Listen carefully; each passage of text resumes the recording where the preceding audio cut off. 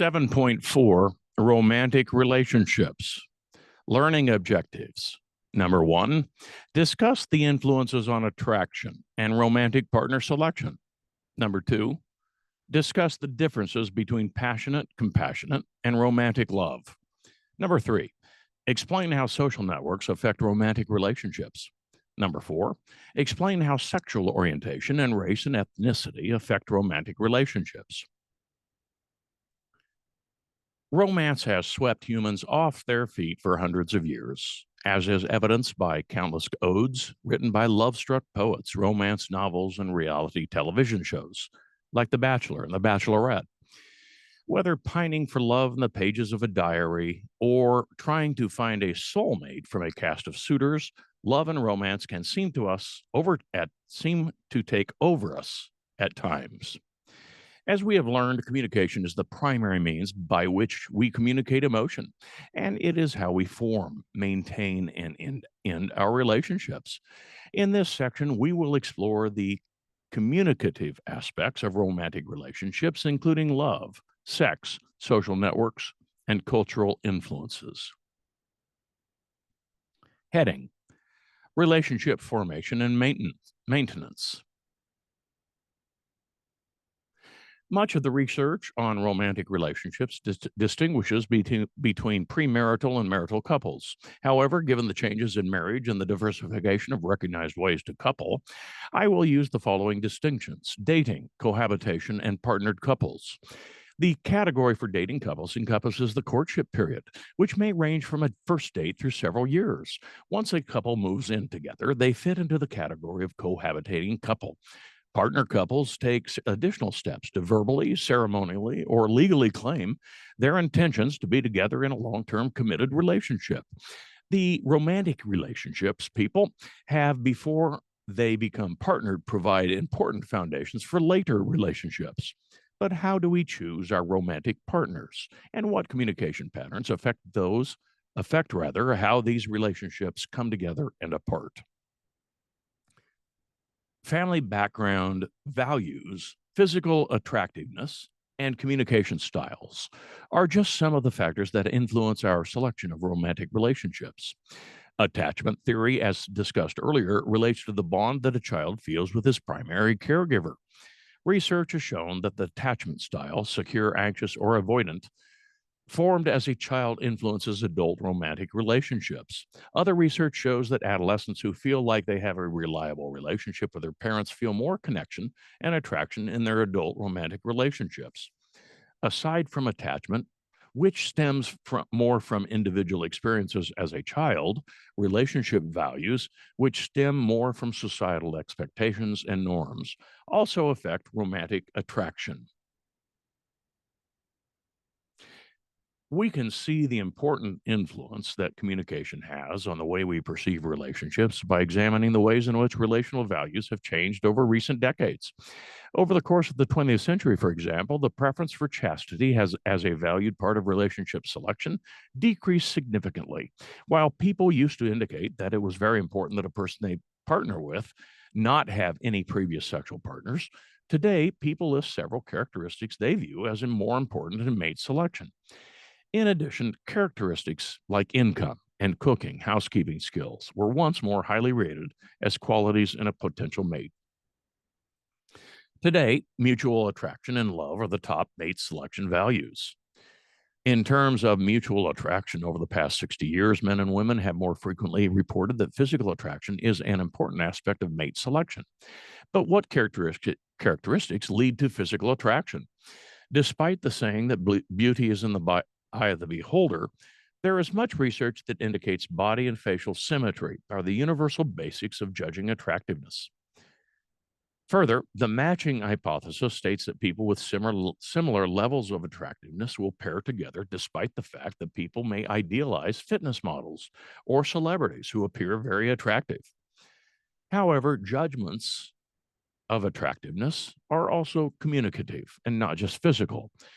Other research has shown that verbal and nonverbal expressiveness are judged as attractive, meaning that a person's ability to communicate in an engaging and dynamic way may be able to supplement for some lack of physical attractiveness.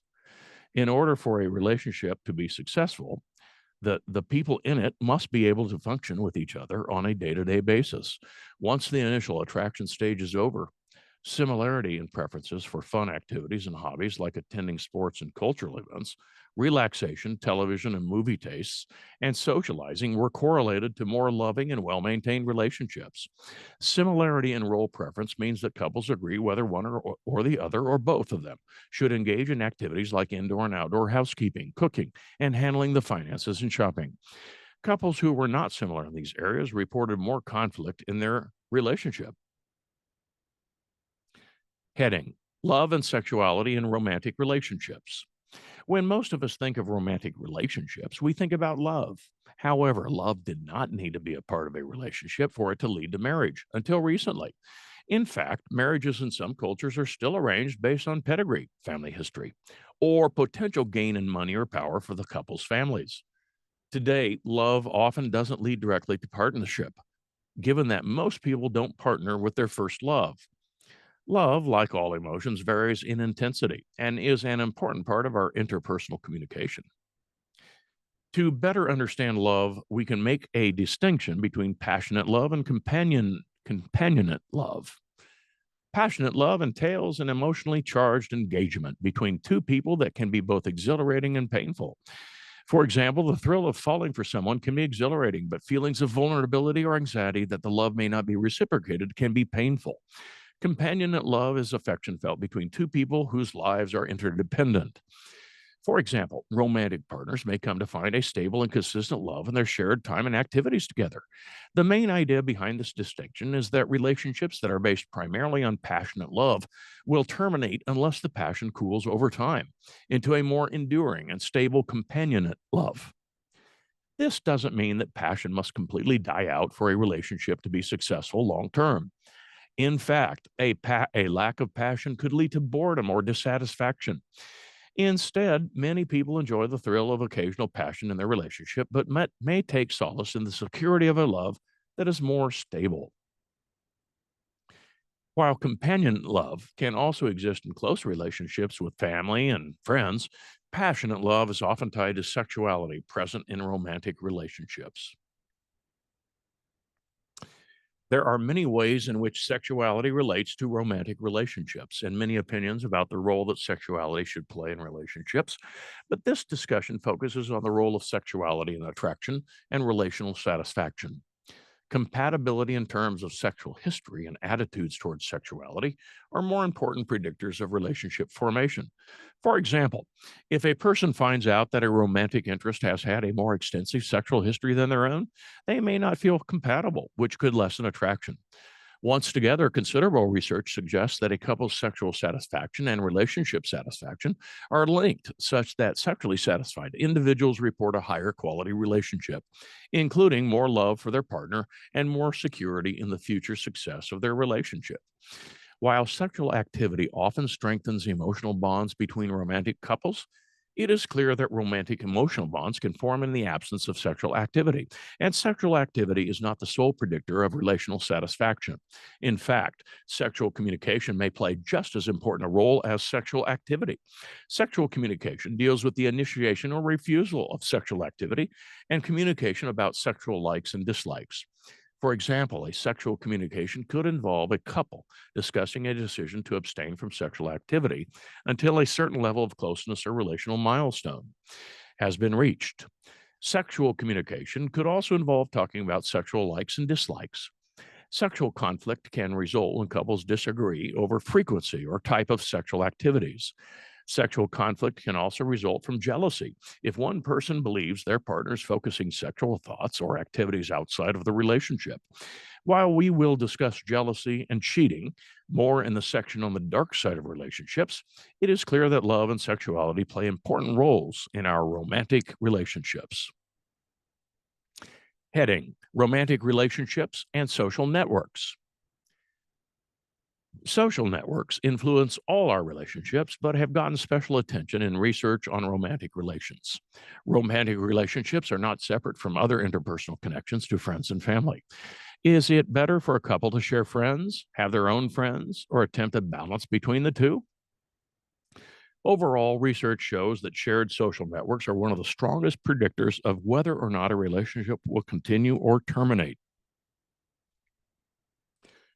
Network overlap refers to the number of shared associations, including friends and family that a couple has. For example, if Dan and Charisse are both close with Dan's sister Bernadette, and all three of them are friends with Corey, then those relationships completely overlap. Network overlap creates some structural and interpersonal elements that affect relational outcomes. Friends and family who are invested in both relational partners may be more likely to support the couple when one or both parties need it. In general, having more points of connection to provide instrumental support through the granting of favors or emotional support in the form of empathetic listening and validation during times of conflict can help a couple manage common stressors of relationships that may otherwise lead a partnership to deteriorate. In addition to providing a supporting structure, shared associations can also help create and sustain a positive relational culture. For example, mutual friends of a couple may validate the relationship by discussing the partners as a couple or pair and communicate their approval of the relationship to the couple separately or together, which creates and maintains a connection. Being in the company of mutual friends also creates positive feelings between the couple, as their attention is taken away from the mundane tasks of work and family life. Imagine Dan and Charisse host a board game night with a few mutual friends in which Dan wows the crowd with charades. Corey says to Charisse, "Wow, he's really on tonight. It's so fun to hang out with you two." That comment may focus attention onto the mutually attractive qualities of the pair and validate their continued interdependence. Interdependence and relationship networks can also be illustrated through the theory of triangles, which examines the relationship between three domains of activity: the primary partnership, corner one, the inner self, and important outside interests. All of the corners interact with each other, but it is a third corner that connects the primary partnership to an extended network. For example, the inner self, corner two, is enriched by the primary partnership, corner one, but also gains from associations that provide support or a chance for shared activities or recreation, corner three, that help affirm a person's self concept or identity. Additionally, the primary partnership, corner one, is enriched by the third corner associations that may fill gaps not met by the partnership. When those gaps are filled, a partner may be less likely to focus on what they're missing in their primary relationship. However, the third corner can also produce tension in a relationship if, for example, the other person in a primary partnership feels like they're competing with their partner's third corner relationships.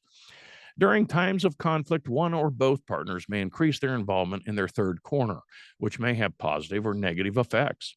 A strong romantic relationship is good, but research shows that even when couples are happily married, they reported loneliness if they were not connected to friends.